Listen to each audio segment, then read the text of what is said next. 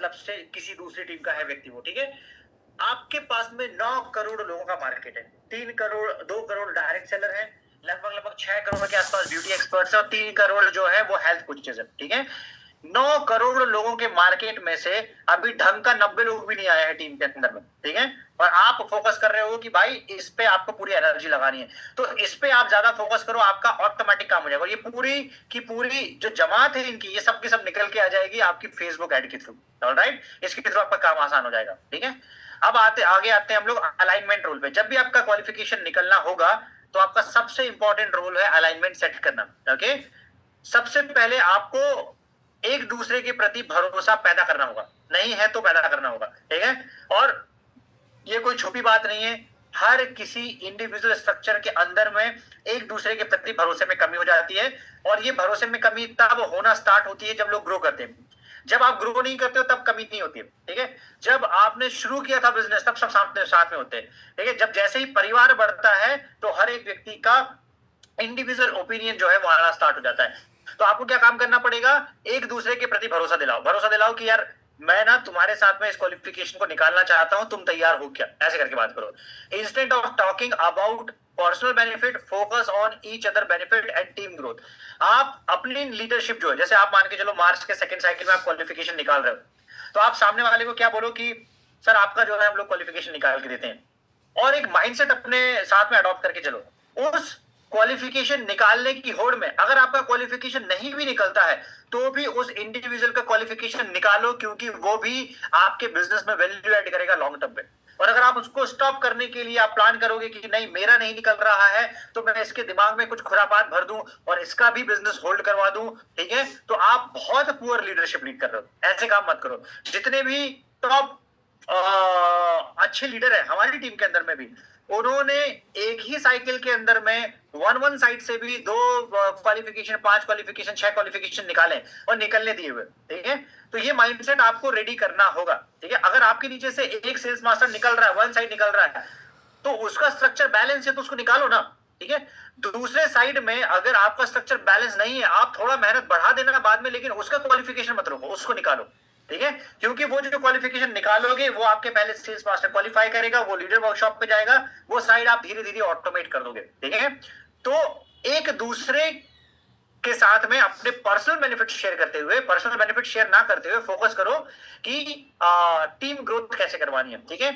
Exchange करो commitment with each other, मतलब responsibilities और कमिटमेंट को एक्सचेंज करो। कैसे एक्सचेंज करोगे, आप बात करो कि यार हम देखो, कमिटमेंट जो है ना, कमिटमेंट की परीक्षा का सबसे बड़ा एग्जाम क्वालिफिकेशन टाइम पे ही होता है। जब क्वालिफिकेशन टाइम पे कोई भी लीडरशिप पलटी मारता है, ठीक है, या समहाउ किसी कारणवश क्वालिफाई नहीं कर पाता है, तो उसका फेस वैल्यू बाकी सभी लीडर्स के प्रति जो है वो गिर जाता है। तो आप अगर एसएम प्लान किए हो, एसएम नहीं निकाल रहे हो, लेकिन फाइट मत हारो, फाइट को लास्ट तक गिव अप मत करो, उसको कम से कम एसएसएम तक रिपीट करो, लेके आओ किसी भी हाल में, ठीक है।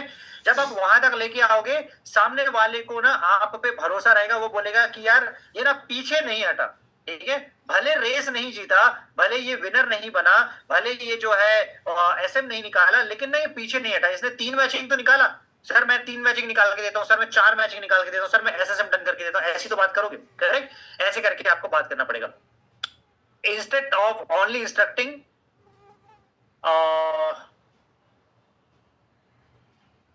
करेक्ट। एक चीज हम लोगों ने जो जुलाई से स्टार्ट करी थी, सबसे पहले आप ऑब्जर्व करो कि आपकी जो डेप्थ लीडरशिप है उसके वीकर स्ट्रक्चर में, ठीक है, उसके वीकर स्ट्रक्चर में कितने लोग मौजूद हैं, और नहीं है तो उसको लाना कैसा है। तो सबसे पहले उसका वीकर स्ट्रक्चर साथ में मिलकर क्रिएट करो। अब साथ में मिलकर क्रिएट करने का ये तरीका होता ही नहीं है कि किसी ने किसी को आईडी दे दिया और वो आईडी काम कर जाएगा। हम लोगों ने हजारों आईडी दिया है और हजारों आईडी ने काम नहीं किया, ऐसा होता ही नहीं, ठीक है।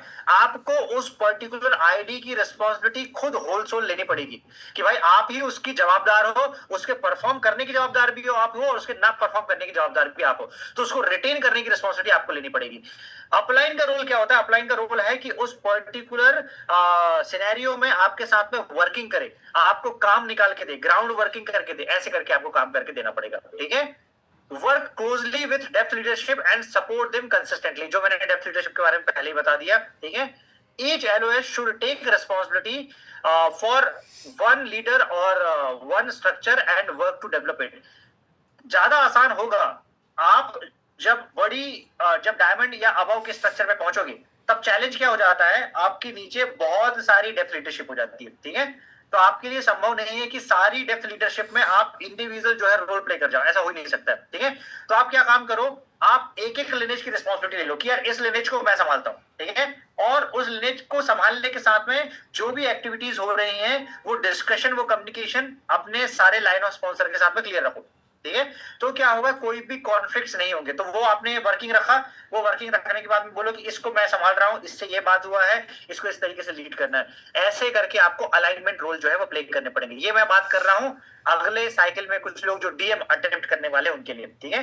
तो डीएम अटेम्प्ट आपका तभी होगा जब बैठ के आप क्या काम करोगे, अपने ग्रुप गोल्स प्लान करोगे, ठीक है। ग्रुप गोल्स का मतलब क्या होता है, आप अपनी टीम को बोलो कि यार चलो तुम्हारा एसएसएम निकालते हैं और तुम्हारे एसएसएम से मेरा एसएसएम निकल रहा है, ठीक है।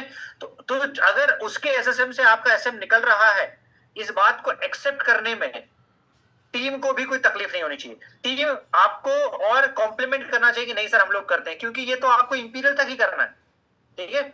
आप उसको कभी काट के काम नहीं कर सकते, ठीक है। नीचे वाला, बहुत सारे लोग इस बिजनेस में क्या काम करते थे, वो बोलते अच्छा इसके कारण से इसका क्वालिफिकेशन निकलेगा, तो वो अपना ही क्वालिफिकेशन 4-4 साल नहीं निकाल पाते।